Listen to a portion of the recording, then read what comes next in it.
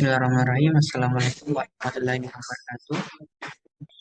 Kami dari kelompok 8 akan membahas topik 8 yaitu fungsi sampel yang dimana untuk memenuhi tugas mata kuliah probabilitas dan statistik. Baik, langsung saja.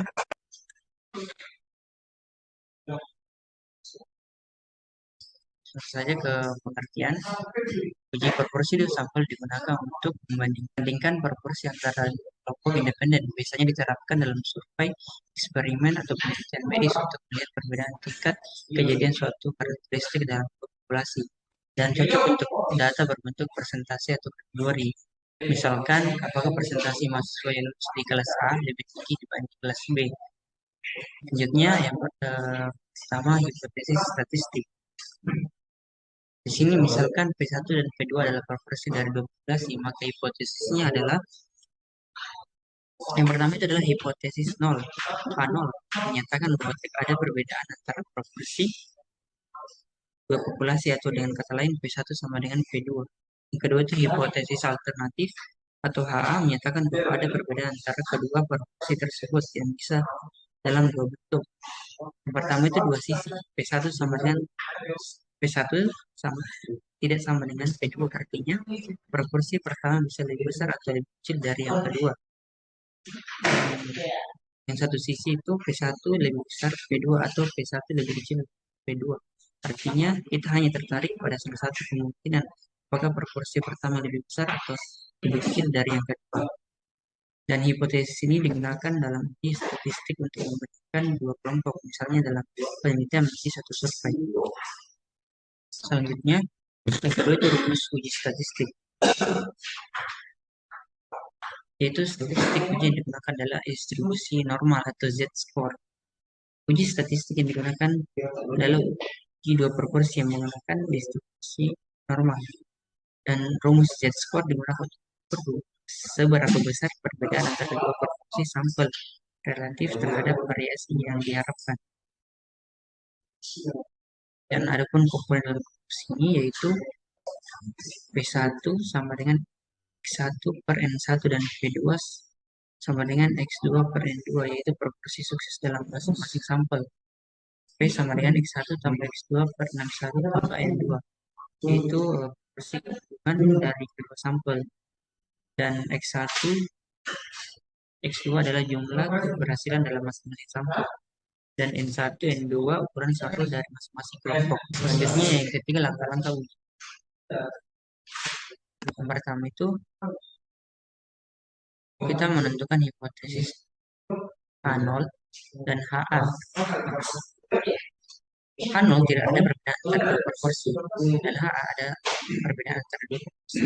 Kedua, menghitung statistik uji Z, di mana menggunakan rumus yang sudah dijelaskan sebelumnya untuk menghitung Z.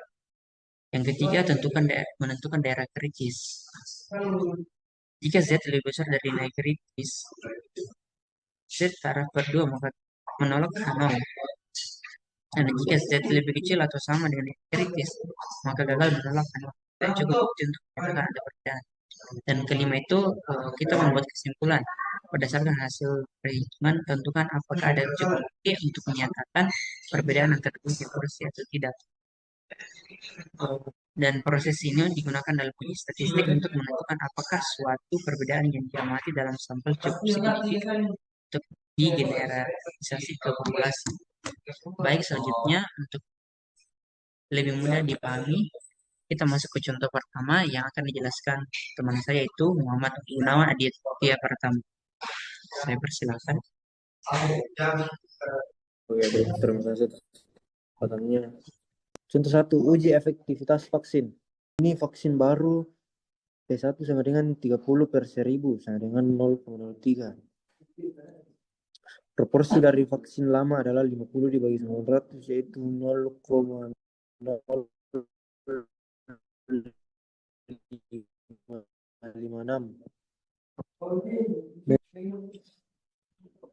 Hitung proporsi gabungan. Proporsi gabungan adalah jumlah kasus sukses dari kedua kelompok, yaitu 80 dibagi total sampel, yaitu 1900. Hasilnya adalah 0,0 0,0421 berikutnya RSE. Standar error dihitung dengan mengalihkan proporsi gabungan 0,0421 dengan 1 dikurangi proporsi gabungan, yaitu 0,979. Hasil ini dikali dengan jumlah kebalikan dari ukuran sampel, yaitu 1/1000 ditambah 1/900. Kemudian kita ambil akar dari hasil tersebut, menghasilkan standar error sebesar 0,0927. Nah, kemudian menghitung nilai Z, menghitung nilai uji Z. Z-score dihitung dengan mengambil selisih antara proporsi vaksin baru dan proporsi vaksin lama, yaitu 0,03 dikurangi 0,0556. Hasil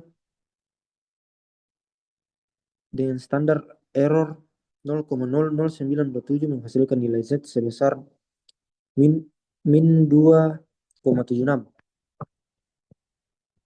Yang kelima ada Oke, baik kita melanjutkan ke contoh kedua yang akan dijelaskan oleh teman saya itu Muhammad Rafiq. Saya persilahkan. Yang kedua, menunjukkan efektivitas kampanye iklan. Ingin mengetahui apakah kampanye iklan A lebih efektif dibandingkan kampanye iklan B, kampanye A dan B. Kampanye A, jumlah pelanggan baru 120, total responder 300, propersi P1 sama dengan 120 per 300 sama dengan 0,4. Kampanye B, jumlah pelanggan baru 90, total responder 280, proversi P2 sama dengan 90 per 280 sama dengan 0,321. Hipotesis uji, hipotesis uji, hipotesis 0 sama dengan P1 sama dengan P2, tidak ada perbedaan efektivitas iklan. Hipotesis alternatif P1 lebih besar daripada P2. Iklan A lebih efektif. Statistik ujian. Hitunglah proporsi gabungan. P sama dengan X1 tambah X2 per N1 tambah N2. Sama dengan 120 tambah 90 per 300 tambah 280. Sama dengan 210 per 580. Sama dengan 0,362. Hitunglah standar error. SE sama dengan akar P dalam kurung 1 kurang P dalam kurung 1 per N1 tambah N per N2 sama dengan akar 0,362 dalam kurung 1 kurang 0,362 dalam kurung 1, 300 tambah 1,280 sama dengan akar 0,362 kali 0,638 kali dalam kurung 0,003333 tambah 0,00357 sama dengan akar 0,362 kali 0,638 kali 0,0069 sama dengan akar 0,0159 sama dengan akar sama dengan 0 akar 0,399. Misalkan dalam contoh efektivitas kemampuan P2 0,321 P 0,362 N sama dengan 300 N2 sama dengan 280. Maka itulah nilai Z adalah sama dengan selisih antara 0,4 dan 0,321 dibagikan akar dari hasil perkalian 0,362 dan 1 dikurangi 0,362 dikali dengan jumlah dari kebalikan 300 dan kelebihan 250. Oke, baik. Itulah hasil dari presentasi kelompok kami. Sekian, terima kasih. Wassalamualaikum warahmatullahi wabarakatuh.